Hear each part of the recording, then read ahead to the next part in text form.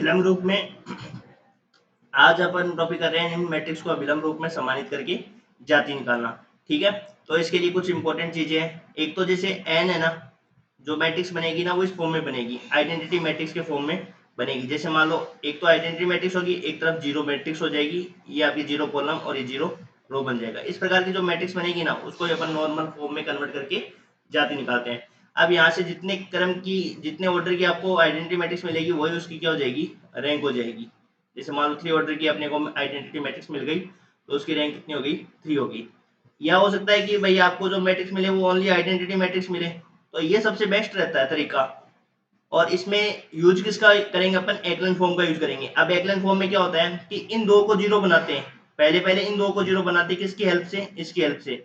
फिर इसको जीरो बनाते हैं, किसकी हेल्प से, इसकी हेल्प से। क्योंकि आइडेंटिटी मैट्रिक्स मिलती है तो ऐसे तो मिलती है 1 0 0 1 0 0 0 1। अब उसमें तो क्या होता है कि इसको बनाते हैं जीरो, इसकी हेल्प से बनाते हैं। ठीक है, तो इसको जीरो बना देंगे तो ये देखो यहाँ से आइडेंटिटी मैट्रिक्स अपने को मिल जाएगी। यहाँ पे जैसे मान लो यहाँ पे 1 रखना है, यहाँ पे 0 0। फिर क्या होता है जब एक्लन फॉर्म करते हैं ना, तब अपन जब अपन रैंक निकालते हैं तो रैंक निकालते हैं तो एक्लन फॉर्म को यूज करते हैं। एक्लन फॉर्म में जैसे इस प्रकार से 3 एलिमेंट है मान लो, तो उसमें तो क्या होता है कि इन दो को जीरो बनाते हैं, किसकी हेल्प से, इनकी हेल्प से, और इसको जीरो बनाते हैं इसकी हेल्प से। तब फिर अपने पास जितनी भी नॉन जीरो रो बच जाती है ना, वही उसकी क्या हो जाती है, रैंक हो जाती है। लेकिन इसमें क्या करते हैं, एक्लन फॉर्म तो करनी है, एक्लन फॉर्म तक तो बनाना है, और उसके बाद में क्या करना है, उसके बाद में आपको करना है, जैसे मान लो एक्लन फॉर्म में ऐसे बन गई 4 2 3, ये जीरो बन गए दोनों, यहाँ पे 1, यहाँ पे 0, यहाँ पे मान लो 2 3 कुछ भी बन गया। अब इसकी रैंक देखूं मैं, मान लो तो इसके कितनी नॉन जीरो रो है, 1 2 3, 3 non zero rank, 3 non zero row है, तो इसकी रैंक कितनी हो गई, 3 हो गई।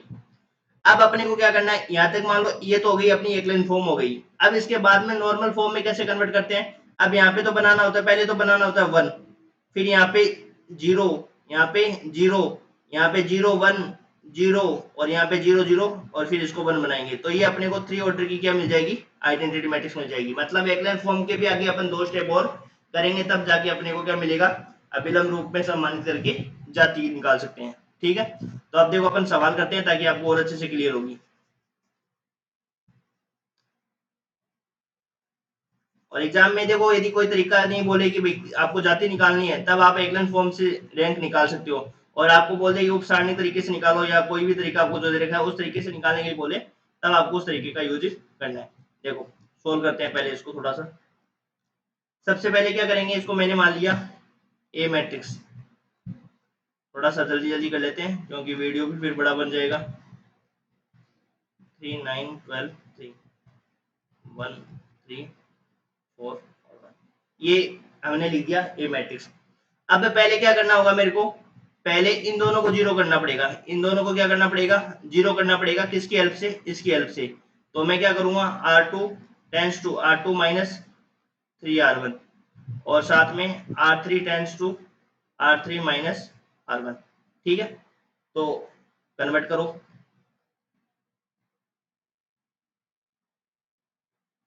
तो यहाँ पे क्या हो जाएगा देखो, 1 3 4 3, क्योंकि अपन पहले एक्लन फॉर्म का यूज करेंगे। तो यहाँ पे देखो इसको घटाएंगे तो ये क्या बन जाएगा, 0, और ये 0।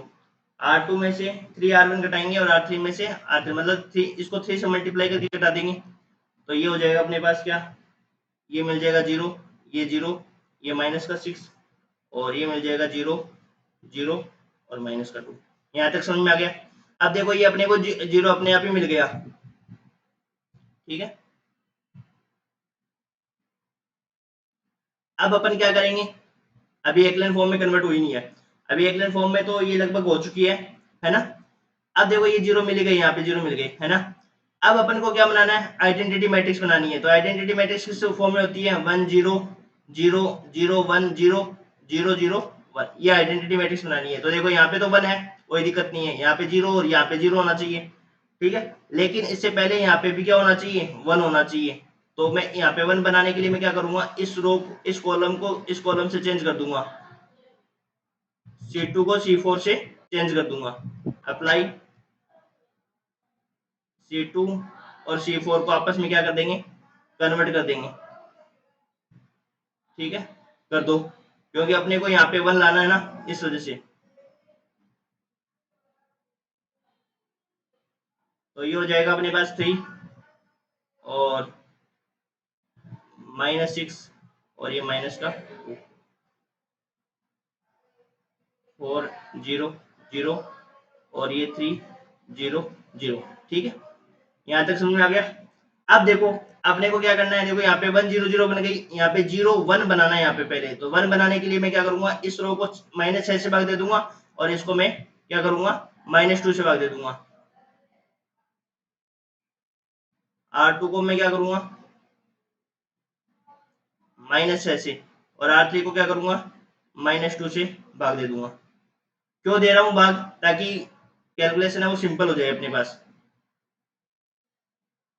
1 3 4 3, ये हो जाएगा 0 1 0 0 और ये हो जाएगा 0 1 0 0। अब यहां तक समझ में आ गया। अब देखो, अब अपन क्या करेंगे, आप तो दिमाग में सिर्फ आइडेंटिटी मैट्रिक्स को रखो कि मेरे को आइडेंटिटी मैट्रिक्स में कन्वर्ट करना है इसको।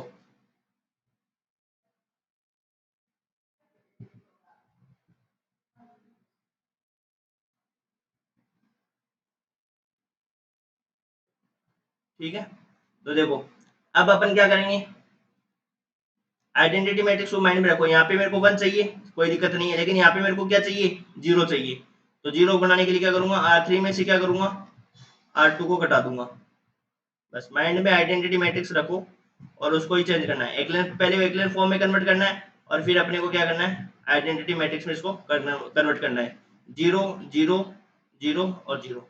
अब देखो इधर आइडेंटिटी मैट्रिक्स लिखी हुई है, तो इसको देखो 1 यहाँ पे मेरे को चाहिए, अब यहाँ पे और यहाँ पे मेरे को चाहिए 0 और यहाँ पे भी 0 चाहिए। फिर 1 0 0 0 0 1 0 0 0 0, फिर यहाँ पे मेरे को 1 चाहिए होगा, है ना। तो उस 1 को अपन लाएंगे। ठीक है, लेकिन कोई जरूरी नहीं है। देखो अब यहाँ पे मेरे को क्या मिल गया, 0 मिल गया ना। तो यहाँ पे मैंने आपको बताया था कि IR ऑर्डर की मिलेगी, और ये 0 कॉलम 0 रो और ये 0 कॉलम, इस प्रकार से भी मिल सकता है। अब आपको 2 ऑर्डर की भी क्या मिल सकती है, आइडेंटिटी मैट्रिक्स मिल सकती है, ऐसे भी मिल सकती है I2, कितने भी ऑर्डर की आइडेंटिटी मिल सकती है, वो कोई दिक्कत नहीं है। अब ये देखो कैसे बनेगी, ये वाली I2 बनेगा ऐसे 1 0 0 1, ये ठीक है। और ये बन गया मेरे पास 0 पूरा कॉलम बन जाएगा और ये मेरे पास 0 रो बन जाएगी पूरी।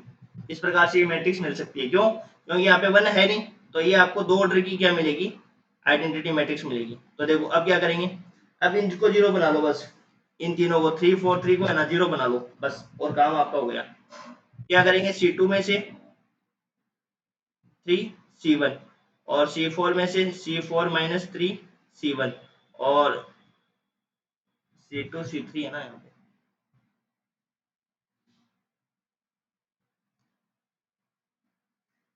C2 C3 को कन्वर्ट करो C3 माइनस 3 C1 और C4 को करो C4 माइनस 3 C1 और ये 4 आ जाएगा यहाँ पे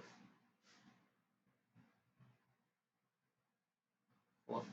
ठीक है, 4 से घटाएंगे ना, बस ये आपको मैट्रिक्स मिल जाएगी। तो या तो आपको 3 ऑर्डर की आइडेंटिटी मैट्रिक्स मिल सकती है, या आपको 2 ऑर्डर की आइडेंटिटी मैट्रिक्स मिल सकती है।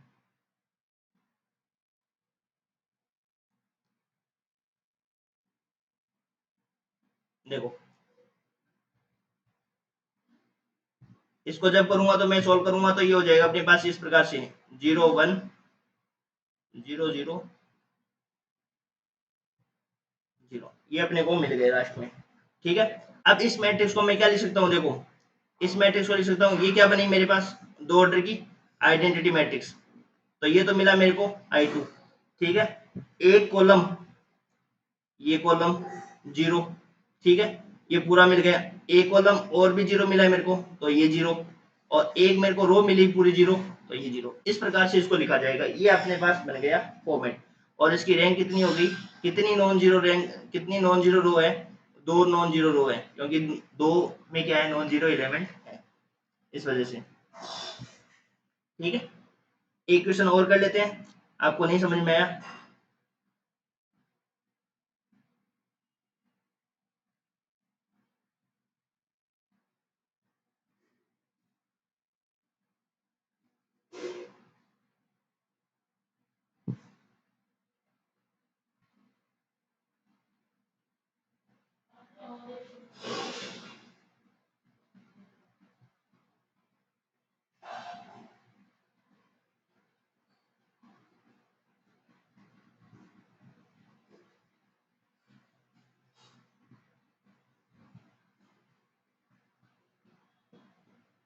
उसके लिए अगला वीडियो बना देंगे, ठीक है, क्योंकि फिर बड़ा वीडियो हो जाएगा तो फिर अपलोड होने में थोड़ी प्रॉब्लम होगी।